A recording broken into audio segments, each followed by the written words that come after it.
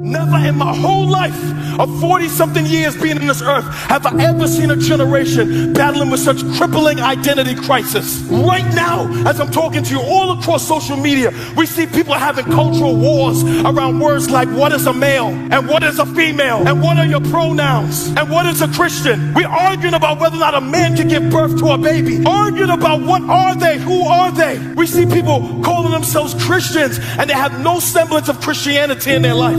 We see athletes calling themselves Christians and rappers calling themselves Christians and influencers calling themselves Christians, but they don't look nothing like the Christ they claim they serve. That's why God gave you a higher title than just Christian. It's why Jesus called you disciples, because they carry crosses, because they sacrifice, because they're trying to be like the one who saved them. It's easy to take the title Christian. It's another thing to take the title disciple. Man, not only is there identity crisis in society, but even more tragic, there is an identity crisis in the church. That's why instead of spreading the gospel and being about this business of our Father, instead what we're spreading, we're busy about apathy. We're spreading the gospel of nonsense. We're spreading the gospel of antics. We are doing foolishness in our church. The church is losing influence right now because we are not about our Father's business. Functionality follows identity. However you see yourself in the mirror is how you're going to perform in life.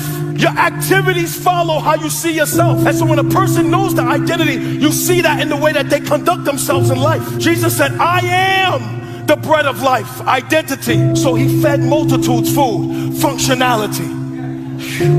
Jesus said, I am the good shepherd.